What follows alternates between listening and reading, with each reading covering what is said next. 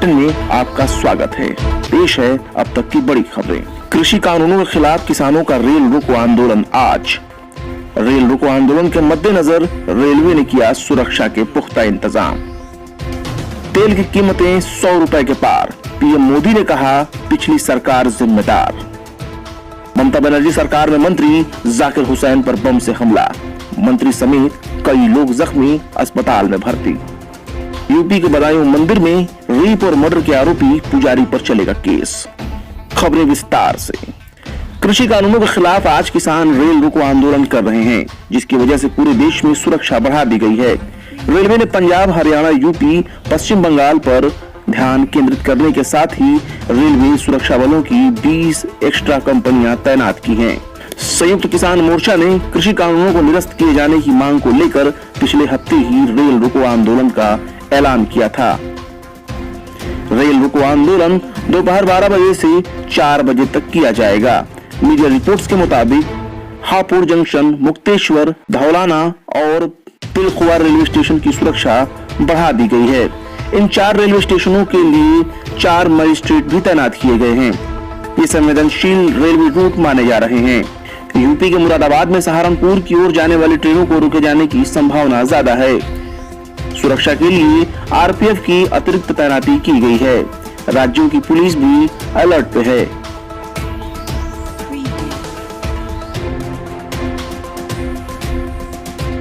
तेल की कीमतों में लगातार इजाफा हो रहा है। बुधवार को देश में पेट्रोल की कीमत पहली बार 100 रुपए के पार चली गई। इस बीच पीएम मोदी ने इसका सारा ठीकरा पिछली सरकार पर फोड़ दिया है। पीएम मोदी ने कहा है कि मिडिल क्लास को ऐसी परेशानियों का सामना नहीं करना होता अगर पिछली सरकारों ने ऊर्जा आयात की निर्भरता पर ध्यान दिया होता। तेल की कीमतों में लगातार हो रहे इजाफे का जिक्र किए बिना ही उन्होंने कहा कि 2019-20 में भारत ने अपनी घरेलू मांगों को पूरा करने के लिए 85% तेल और 53% गैस का आयात किया। तमिलनाडु में कार्यक्रम के दौरान बोलते हुए पीएम मोदी ने कहा, क्या हमें आयात पर इतना निर्भर होना चाहिए?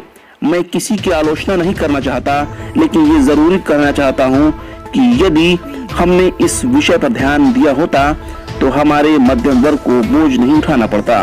उन्होंने आगे कहा कि स्वच्छ और हरित ऊर्जा के स्रोतों की दिशा में काम करना और ऊर्जा निर्भरता को कम करना हमारा सामूहिक कर्तव्य है। आपको बता दें कि देश में पेट्रोल की कीमत 100 रुपए के पार चली गई है।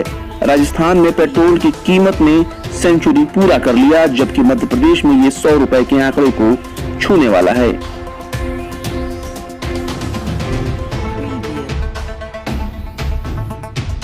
ममता बनर्जी सरकार में मंत्री जाकिर हुसैन पर बुधवार देर रात बम से जानलेवा हमला हुआ। इस हमले में मंत्री समेत कई लोग बुरी तरह से जख्मी हो गए हैं, जिन्हें कोलकाता के SSKM अस्पताल में भर्ती कराया गया है। पश्चिम बंगाल के राज्यपाल जगदीप धनखड़ ने इस घटना की निंदा की है। उन्होंने ट्वीट करके कहा है कि मुर्शिदाबाद जिले के नीमटीटा रेलवे स्टेशन पर मंत्री जी पर हुए हमले की निंदा करता हूँ। इस घटना से चिंतित हूँ। लोकतंत्र में हिंसा का कोई स्थान नहीं है। मीडिया रिपोर्ट्स के मुताबिक राज्य सरकार में श्रम राज्य मंत्री जाकिर हुसैन मुर्शिदाबाद जिले के नीमटीटा रेलवे स्टेशन पर कोलकाता जाने वाली ट्रेन पकड़ने के लिए जा रहे थे।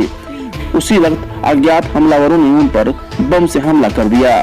फिलहाल इस मामले की जांच चल रही है। पश्चिम बंगाल में इस वक्त राजनीतिक सरगर्मियां तेज हो गई हैं, क्योंकि वहां जल्द ही चुनावों का ऐलान हो सकता है। बीजेपी बंगाल में चुनाव जीतने के लिए जोर शोर से लगी है। कुछ दिनों पहले ही बीजेपी अध्यक्ष जेपी नड्डा और कैलाश विजयवर्गीय के काफिले पर पथराव हुआ था। तृणमूल और बीजेपी दोनों ही एक दूसरे पर हमले करने का आरोप लगाते रहे हैं। बीजेपी इस वक्त पश्चिम बंगाल में परिवर्तन यात्रा कर रही है, जिसमें बीजेपी के सभी बड़े नेता कोलकाता के अलग अलग इलाकों में रैली कर रहे हैं।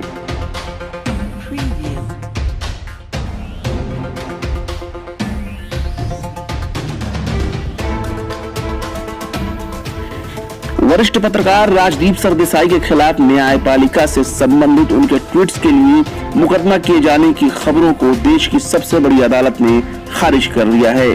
कहा है कि राजदीप के खिलाफ कोई अवमानना का केस दर्ज नहीं किया गया है।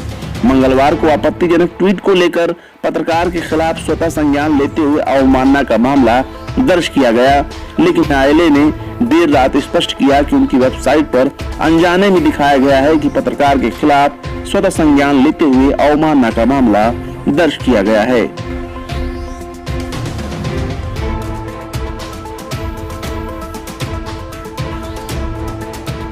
उत्तर प्रदेश के बदायूं जिले में एक मंदिर परिसर में महिला के साथ दुष्कर्म और फिर उसकी हत्या करने के मामले में अब मंदिर की पुजारी के खिलाफ ही केस चलाया जाएगा।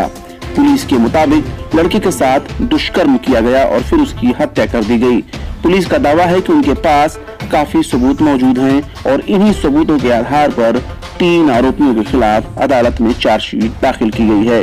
इस केस के महज 44 दिनों के अंदर ही पुलिस ने चार्जशीट दाखिल कर दी है। जानकारी के लिए आपको बता दें कि मंदिर में हुई ये वारदात 3 जनवरी की है। बताया जा रहा है कि पीड़िता अपने मायके से आई थी और इस मंदिर में पूजा करने गई थी, लेकिन महिला के साथ बलात्कार हुआ और फिर उसकी हत्या कर दी गई। शुरुआत में ये कहा गया कि कुएं में गिरने की वजह से महिला की मौत हुई, लेकिन जब पोस्टमार्टम रिपोर्ट का खुलासा हुआ तब सबके होश उड़ गए। पोस्टमार्टम रिपोर्ट में खुलासा हुआ कि महिला के प्राइवेट पार्ट में चोट लगी थी। इस मामले में तुरंत ही लापरवाही बरतने के आरोप में एक इंस्पेक्टर को भी सस्पेंड कर दिया गया। मीडिया रिपोर्ट्स के मुताबिक मुख्य आरोपी पुजारी पर दुष्कर्म और हत्या, जबकि पुजारी के चेला और ड्राइवर के खिलाफ जानकारी को छुपाए रखने का तथ्य सामने आया। इसी आधार पर आरोपियों पर कार्रवाई करते हुए चार्जशीट दाखिल की गई है। ये थी अब तक की खास खबरें। लेटेस्ट अपडेट के लिए आप हमारे YouTube चैनल को जरूर से जरूर सब्सक्राइब करें।